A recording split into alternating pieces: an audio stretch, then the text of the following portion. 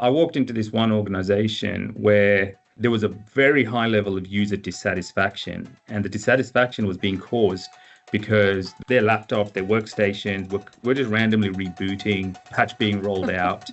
And that led to user dissatisfaction, which led to user trust issues with the IT department. We actually stopped patching in the entire environment. We just stopped it. And I worked with the IT team to actually define a process. We then said we will roll out patches over a 3-week period in a month. User satisfaction improved, trust started to come back, and we actually had a robust platform from which to develop. After we stopped recording this episode, Brahman told me that CSO really stands for Chief Storytelling Officer.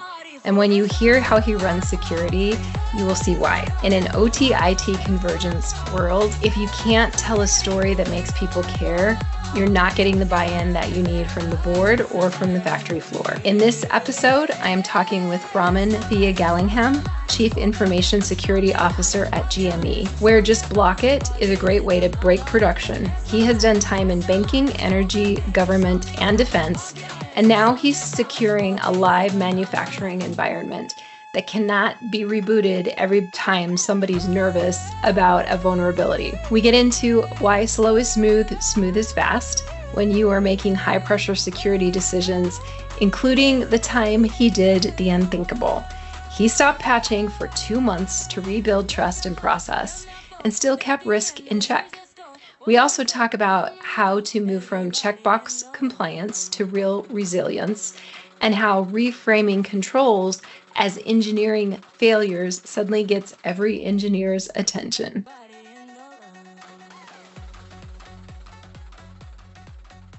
Brahman, you've worked across everything from hands-on security domains to auditing and strategic risk management. And if you had to describe your role now in cybersecurity, what position are you playing and how has that changed over time? Yeah, look, as you say, I have had a lot of experience in the industry, and if I had to summarize where I'm at the moment, I'd probably say I'm kind of like prepping a ship for launch using a steady hand that's been developed with a lot of battle scars over the years. Okay. It's pretty much how I would describe it. I spent a lot of time working for various audit organizations and also consultancies.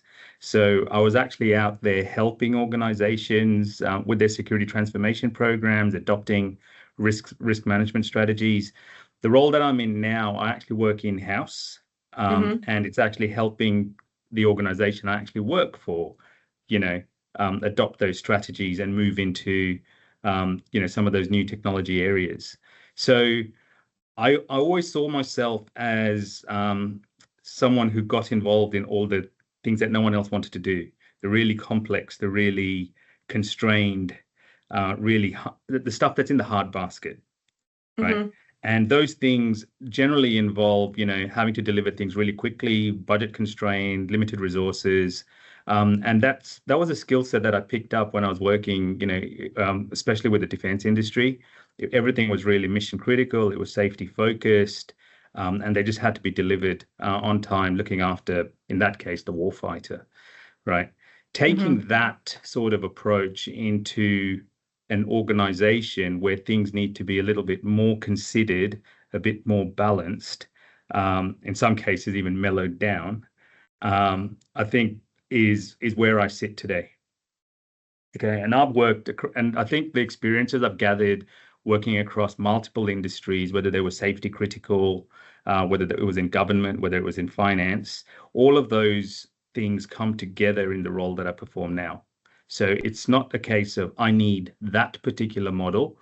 It's more a case of I need a little bit of this and a little bit of that to actually build something that's fit for purpose for where I am today. So in the role that I do now, given the background I've had, I feel like I work across everything from sort of operations and providing tactical advice in terms of how do we solve this particular incident or issue, all the way through to sitting in the boardroom, inputting and shaping strategy for the organization in terms of, what risks would be acceptable, or even highlighting to the business actually what risks they might be exposed to if they go with decision A versus decision B. And yeah, look, I think all of those experiences are definitely helping me in my current role at GME. Do you deal a lot with operational technology? Yeah, so just a little bit about GME, just for context. We produce commercial radios here in Australia, right? Mm-hmm. And we actually run a factory line. Mm-hmm. So in addition to those radios, we also work in the EPIRBs, or emergency locator beacons, both for marine and for land. So that's a fairly heavily regulated market. It is all operational technology on the factory floor. And of late, over the last few years, we're also transforming into providing contract manufacturing services as well. So this is different to your standard enterprise IT, okay, where where people do sit behind desks. When it comes to the factory floor, it's all about availability, ensuring that we can build product in a timely manner, safely, securely, get it out the door in an efficient manner, right? Mm-hmm. And then also on the contract manufacturing side, it's actually and also the personal locator beacon side, it's actually ensuring these devices are built, with enough rigor to sort of satisfy the safety of life issues that may arise as well. So definitely have an OT environment. It is a factory line, okay, and that's a challenge in itself, because you're being responsible for both the enterprise IT as well as the OT. You're shifting mindsets all the time. That's right. And your risk criteria profiles change. Well, and with the operational technology where you can't just turn it off and patch it, how do you make decisions when, the pressure's high, when something's gone wrong, and the margin for error is really low? Yeah, so I think, and I think this is really the shift in mindset. So this is the shift in mindset where in a sort of classical enterprise IT environment, you detect something bad, you generally block it. Mm-hmm. In an OT environment, in these high availability assurance settings, it's a case of, if you see something bad, it doesn't necessarily mean it's bad. It might still be something that's needed to actually operate a device or a machine. Wait, or what? perform a function. Like, what would you see that's bad that's not necessarily bad? Tell me a story. Okay. So it's just the traffic patterns. Okay. So that it's just I mean, I won't go into the very specifics, but it's looking at traffic patterns where, in the event, so in an enterprise IT environment, you're sort of seeing things which are predictable. Mm-hmm. You're seeing traffic that come, people sending out emails, they interact with certain websites, etc. But if on a particular day somebody goes to something that's not normal, you'll go, well, that's not normal. That could be something malicious, perhaps, right? Mm-hmm. So we're going to block that, okay, until the user puts their hand up and says, hey, I need access to this site. Can you unblock it for me, please? And then you say, right, okay, this might be legitimate. You do some quick investigation and you open it up. Mm-hmm. But your instinct reaction is to block it. Okay. Okay. Now, in an OT environment, and I generally refer to this as ha. I'm not laughing. It's actually high availability, high assurance, a term I coined, right? I like it. In those environments, things could potentially go wrong, but your focus is about availability, okay? Right. And you will adapt and change as you need to instantaneously, okay? Mm-hmm. And in that instance, if you have to make a quick decision at that point in time, which is going to lead to something anomalous, which is not normal, okay? We as security professionals cannot block it, because if you block it, you might actually impact safety of life. You might impact something else, right? Mm-hmm. And therefore, we have to allow that traffic. We have to assume it's okay, but at the same time, we quarantine a copy of it so we can quickly investigate, okay, is this okay? Is this normal? Why did we do it? What is it? And we need to have a technology we need to have the right kind of technology to work out where did this particular traffic go.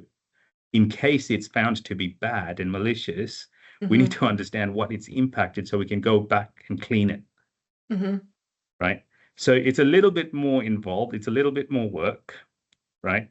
But it's how we have to allow IT environments to work. Now, it's something, if anyone's aware of the sort of aviation industry, this happens in aviation all the time, right? When the pilot's in the sky, flying that plane with, say, 400 passengers in the back, they hit something, they hit turbulence, or something goes wrong in that plane. They're trained, right? But they have one sole focus: fly that plane and bring those people back down safely, right? Whatever it takes. Yeah. Right. And we saw that story, you know, with the Hudson River landing, right? There's a classic example. Books would have said you will fail. Super dangerous to land on the Hudson, and yet he did it. Right. And he I think it speaks to what you said about it looks bad, but you got to do it. Landing on the Hudson looked really bad, but you got to do it. Yeah. And since then, I think pilots around the world have learned a new skill, right? They're now taught a new skill. Oh, I didn't know that. Really? Yeah, you should watch the movie. It's good. I should. Okay. I will watch the movie. I have not. Clearly, I have not watched the movie. Okay. Well, what about the tension between speed and security? Right? Security often gets in the way. So how do you maintain credibility with the board and the shop floor when those priorities collide? Yeah. Okay.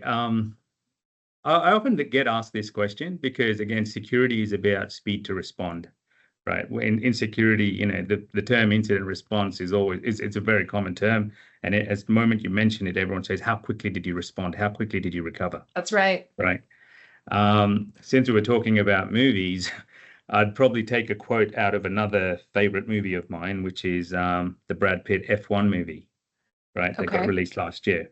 And there's a quote in that movie which says, I think it was something along the lines of slow is smooth, smooth is fast. Okay, that is a defense term, right? I've heard so many generals say that. That's right. Absolutely. And I did see that movie.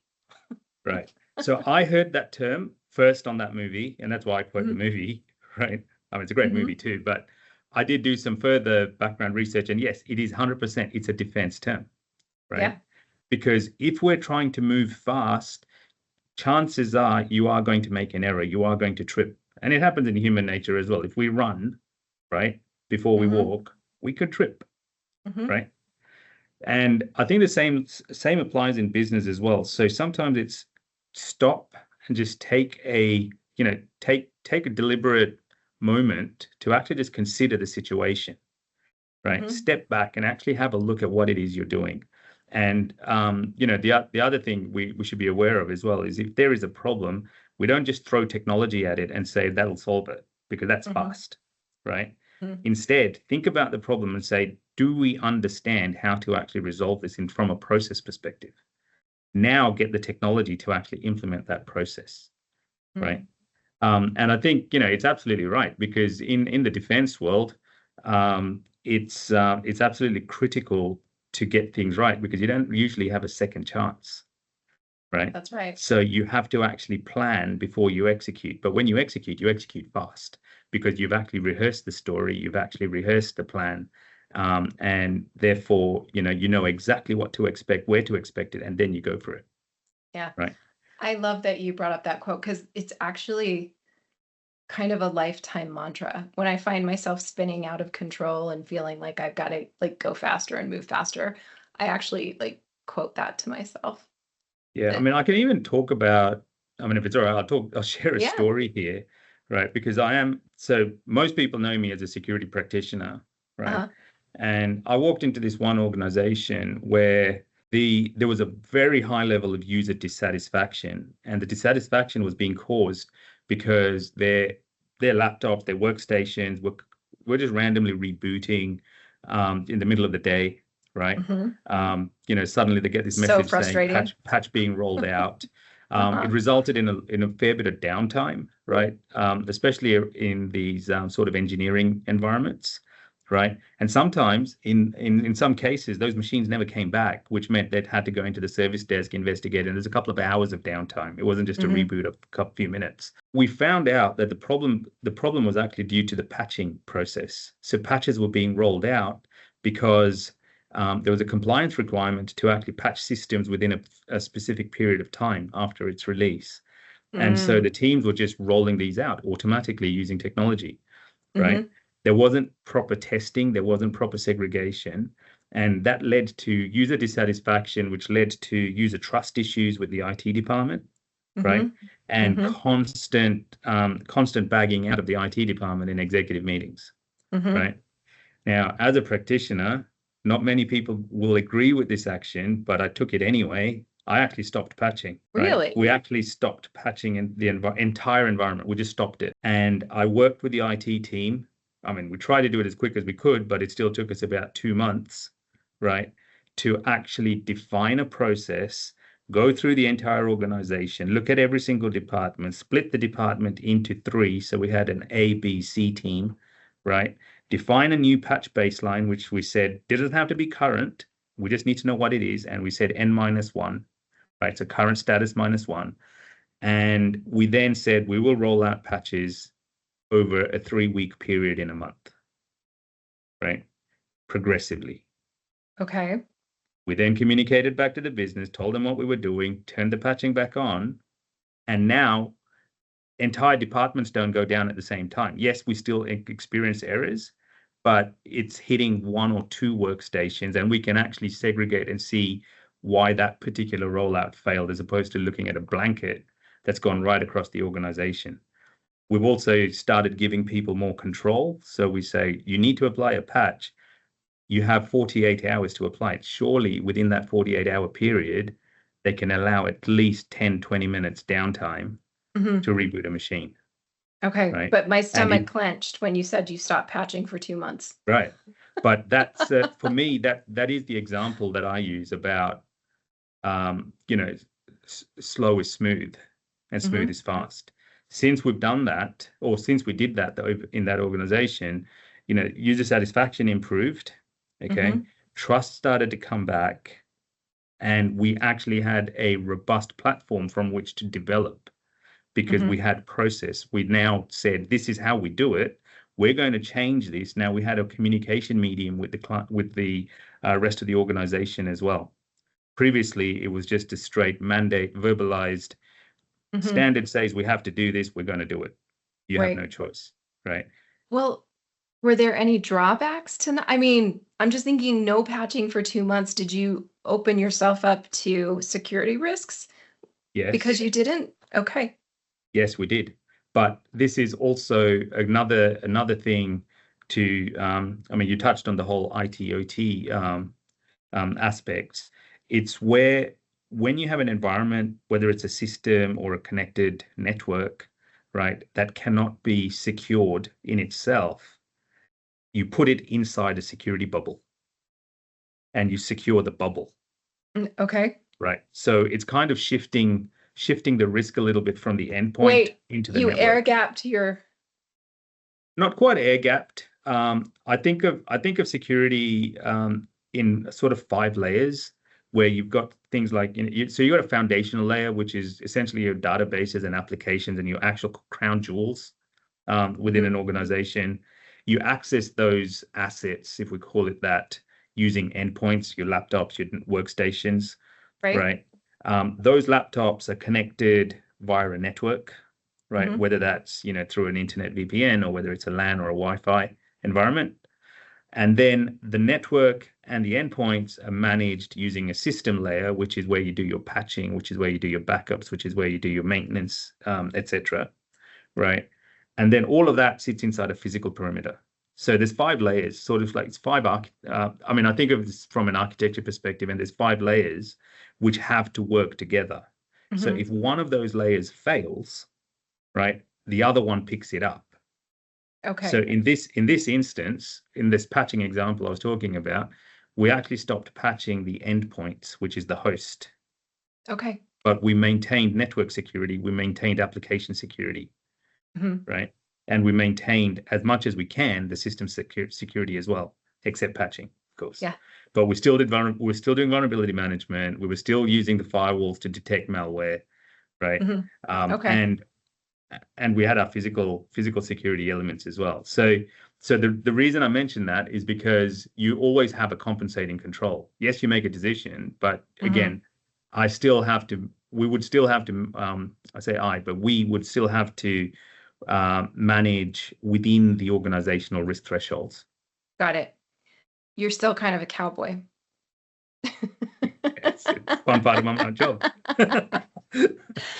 Would you say, so what you just described to me, these 5 layers, a lot of people think about IT security as locking down the laptops, OT security is protecting the physical piece. Yeah. What would you say is the biggest mindset shift that leaders need when stepping into that OT layer, that cyber physical environment? Yeah, so if we sort of look at if we look at that question from, I guess, the security lens, okay, in information security, practitioners will be very familiar with what we refer to as the CIA triad, which is confidentiality, integrity, availability. Okay, and most organizations and most industries, in fact, right, when they think security, they're thinking about confidentiality. Okay, they're thinking about, I need to protect all my data. I need to protect all my information That's right. from the not so good IP. people, right? Yeah. IP, right? So it's all about confidentiality. When you go into the finance industry, when you're talking to the banks, they'll probably tell you, yep, confidentiality is absolutely critical because we could lose business if we breach it, right? But it's also about integrity, right? Because you don't want to be sitting, say, on the east coast of the US, go to an ATM machine, draw out some cash out of your account, fly across to the west side, right, and go to the ATM machine and draw out the same amount. That amount doesn't exist anymore, right? So the bank has to ensure the records are straight and correct. Right. Then you come into OT environments. What about confidentiality? Integrity is important, but it's availability now, right? Oh, okay. It's availability. So I can't quite present it here, but if you think of a triangle with the CIA at each of those points, you've got a CI plane, you've got an IA plane, and then you've got a CA plane, if you can visualize that, right? You've got one more leg to the triangle? No, the CI, no. So Okay. it's the mindset basically changes from thinking about confidentiality and integrity to availability and integrity. Got it. Right? In an OT environment, because it's all about focusing on the availability of the systems, but then ensuring that the information coming into those systems is true and correct as well. So if you think about the energy grid, okay, you've got sensor points, you've got distribution points, very, very, separated by massive distances, right? So you might have a sensor point 200 kilometers away from your actual monitoring center. Right. Now, the monitoring center needs to know that the data they're collecting is actually from that sensor point and not something that's intercepted things in the middle. So you got to build those trust controls in. So that's why the integrity part becomes important, right? But to make decisions, you need to actually have availability. You need to make sure that thing is actually responding to you and sending you signals, right, in a timely manner. Right. What do you think the biggest struggle for organizations is when IT and OT converge? It sounds like that availability piece, you got to add that into your CIA triangle. Yeah, correct. Yeah. Yep. Okay. Do you see like technology, culture, ownership, are those barriers or struggles for organizations? Yeah, look, I think it's I won't say it's a technology problem. I mean, the technology part I think is easy, right? Providing you've actually thought about the process and you actually have the right people defining the process. So it comes back to another fundamental paradigm of people, process, technology in that order, right? you have the right people with the right competencies to define the processes, right, before you apply technology and automate, right? I think the bigger issue when you think about that whole IT OT convergence is I'd say it's in the culture and the trust, right? So just like I described to you, the mindset shift that you need, right? The culture in IT is very much quick, fast, right? Yeah. I think I don't hear the word so much anymore, but agile, right, Yes. is used a lot. Okay. Yeah. It's trial and error, right? It's a lot of trial and error, which in an OT environment doesn't really work. Okay. It can't work because you need to have traceability. You need to understand why decisions were made a certain way. It needs to be engineered, right? You need to follow the whole requirements analysis, design, build, test, classic V cycle in engineering. That is OT. And you try to tell the IT guys this, and they'll go, no, we can't take this long to do something, right? And I think it's a culture shift, and then it's a trust issue. So a lot of OT environments have actually been built by engineers. They're actually engineering environments, legacy environments, right? But as these environments are now being refreshed, they're becoming more and more connected, right? Adopting, new capabilities like AI, right? Which needs those connections. The engineering approach needs to adapt. I'm not saying it's extinct. It still needs an engineered approach, but it needs to adapt. And we need to find that sort of, base ground of engineered, delivered quickly, right? Adaptable. And I can give you an example. I'll give you an example of, again, personal experience. I worked on a project. I was in an engineering company, worked on a project where we were building a capability for defense, right? Which involved the heavy use of ICT infrastructure and equipment, laptops, networks, etc. To secure the ICT infrastructure, most people would go and install anti-malware, right? So whether it was antivirus or your host-based IPS, IDS services. And these things get constant signature updates. So people talk about, antivirus, the anti-malware engine needs to get a new signature update because there's new malware being released. So we need to know what we're looking for constantly, right? And these things can sometimes get updated multiple times in a day. Okay. I went in there as the head of security into that project, and I had very robust conversations with the head of engineering, the chief engineer, right, arguing that a signature update on the malware control application constituted an engineering change because we were changing the baseline. Now, what that meant was every time there is a engineering change, it takes a couple of weeks to go through because every engineering change has to be checked, tested, validated, etc. Right? And you have to go through that process.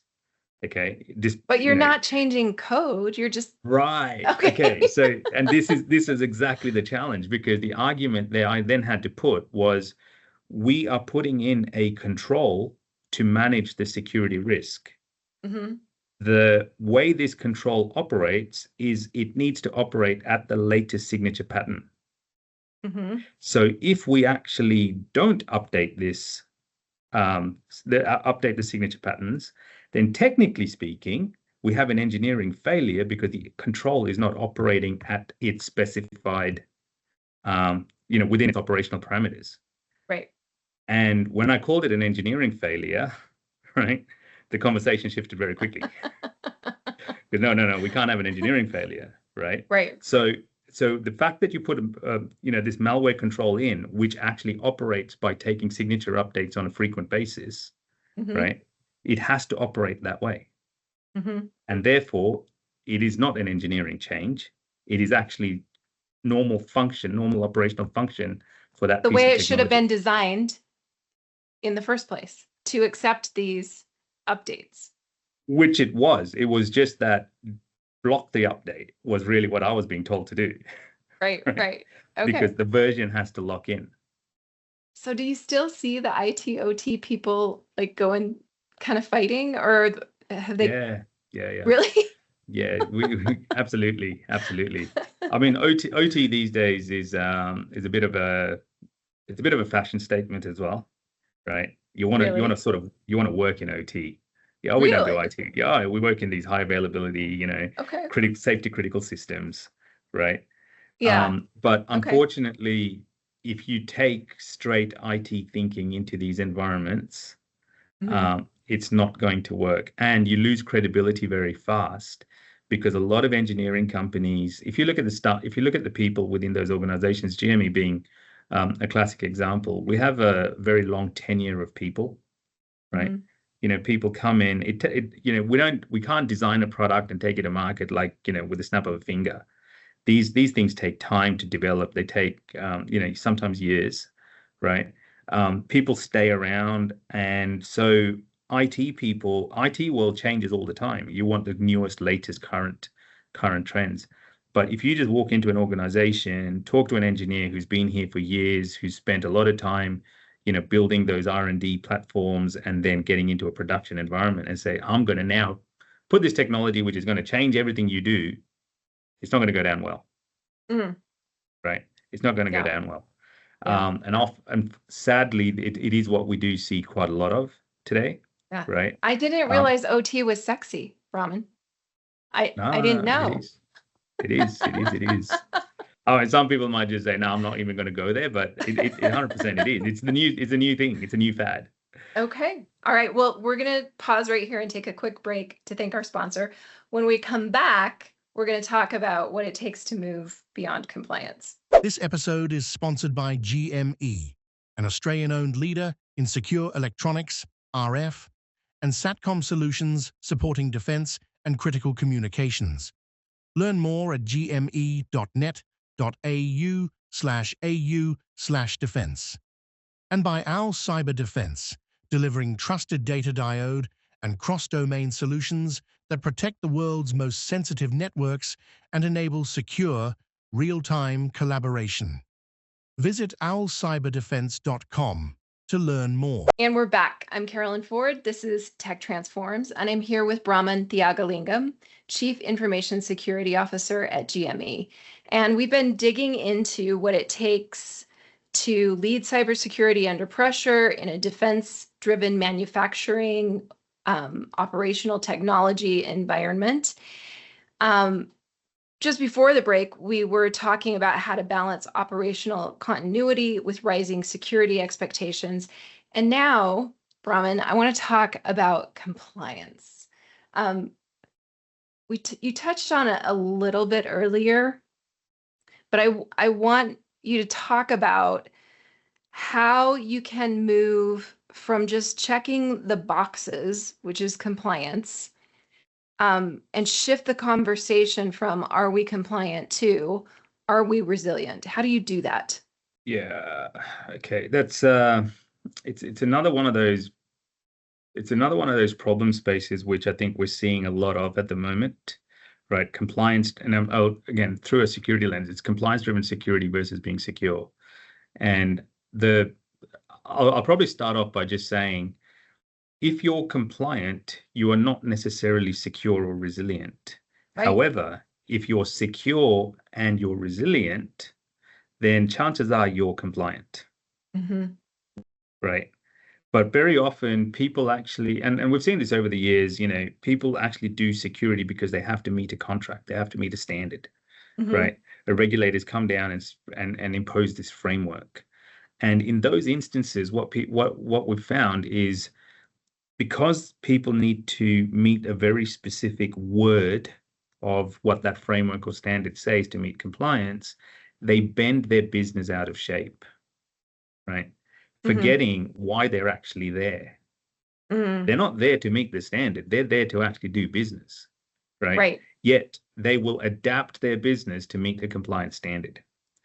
I And feel like you have a story. I feel like you've seen this happen. Yeah, I have actually.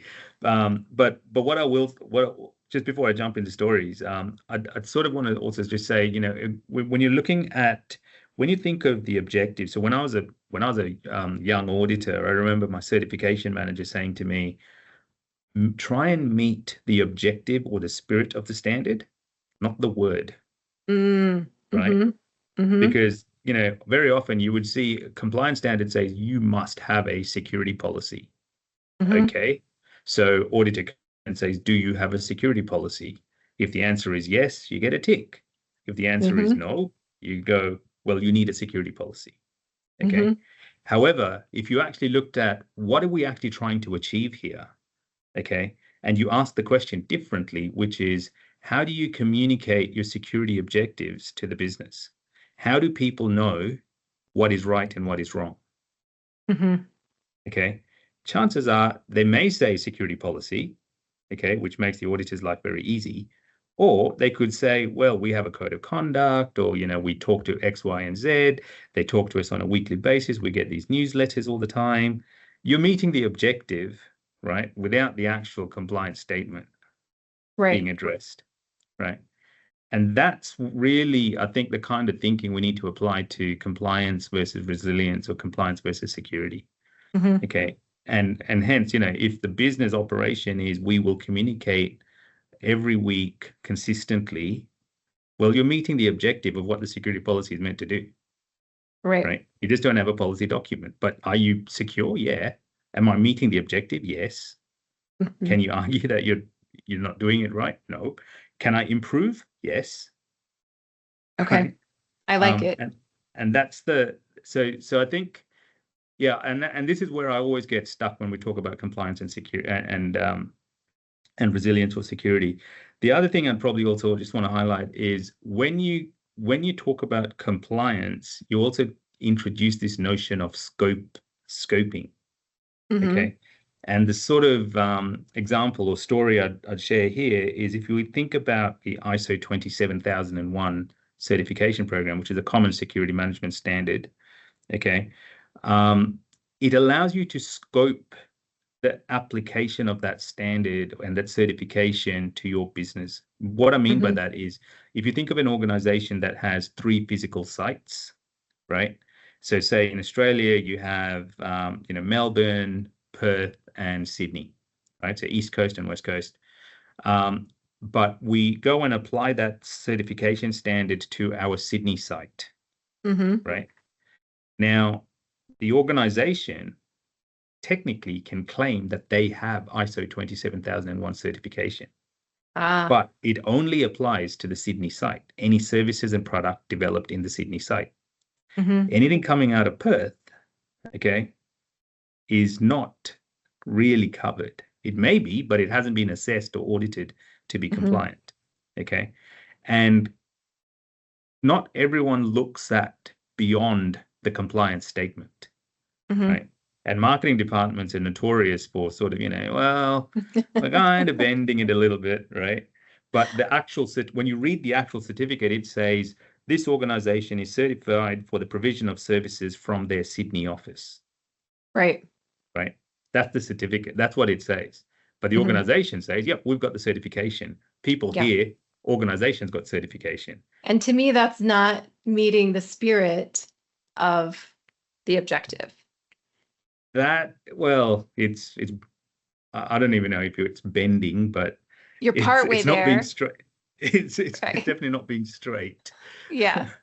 right? And I think that's the problem with the compliance as well, because it's always we have to do this because, and if Mhm. that driver of because goes away, then what do you do? Like, do you still have to do this, right? Why are we wasting our? I mean, the question that runs through people's minds is, do we really have to spend this money and invest all these resources? We don't Right. have that driver anymore. Whereas if you actually take a different mindset shift and say it's not about compliance, we're doing this for good reason, right? This is Mhm. part of good corporate governance. This is part of good general management, right? And this is where the boards in organizations come into play, because they need to adopt good practice. I won't even say best practice. I'd say good practices, right? Mm-hmm. Which then, as I was mentioning before, allow you to be compliant, because then the compliance gap becomes smaller because you're already meeting the objectives. It's translating what matters to you in a way you can then talk to regulators and standard setters. Okay. And I think this next question is somewhat obvious, but I'm going to ask it anyway. What are some of the measurable outcomes or changes that you've seen since implementing a more mature, trying to meet the spirit of the rules rather than just the compliance part? What are some of the outcomes that you've seen? Yeah, look, I think I think when you're focusing on the objectives, you do find the speed to make decisions a lot faster, right? Because Mm-hmm. it actually becomes risk-based. And when I say risk-based, you're actually building something tailored, fit for purpose for the business that you perform, right? From the locations you perform them in, for the customers you perform those services for, right?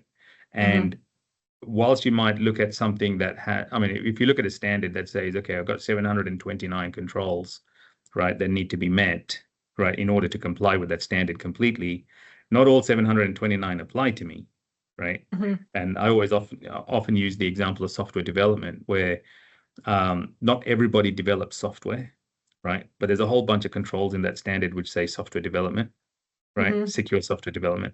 And if you try to meet the word of the standard, you'll be like bending yourself out of shape, going, oh, when we develop software, we do this, but you don't develop software. So what are you Right. doing? Right? Right. Let's exclude that, not applicable. Why? Right. Because it's not a capability we do. We buy it somewhere else. Shift the risk into some sort of like a supply chain risk issue now, right? Mm-hmm. But we don't do software. And I think it's that confidence, it's that sort of contextualization where when you think security, you're thinking about something that matters to you, that matters to your organization. You see the value chain, right? Mm-hmm. Um, so I think it's really speed to make decisions, confidence to make decisions, Mm-hmm. right? Go back to my previous quote. Slow is smooth, smooth is fast. That's right. Right? Because you do have to think about these things, right? And you have to think about what actually matters, and then protect. Well, I mean, you need to protect the entire organization, but it gives you a prioritization matrix to then think about, where do I focus my efforts first, and what really matters. Right. All right, we're going to go to our tech talk questions. So these last questions are just fun, rapid fire, just answer from the gut. I already know you're a movie buff, so this first one will be easy for you. If your cybersecurity strategy were a movie, what's the genre? Crime, suspense, thriller. Okay. Do you have a favorite crime suspense thriller movie? And now you're putting me on the spot. I don't know. I can't. So the thing with me is I see concepts and I see ideas and themes. Uh-huh. I'm not very good at naming people, and I'm not very good at naming movies. Okay, So I could fair probably enough. pick the same movie twice and then go, oh, I've seen this one. All right. Well, what's one sci-fi security concept that's starting to feel really real today? I don't know if it's a sci-fi concept as such, but I said I don't remember movies, but I remember this one. There was a movie called Deja Vu, and I Yes. think it was with Denzel Washington, Mm-hmm. right? Yes. And I found the concept in that movie very interesting.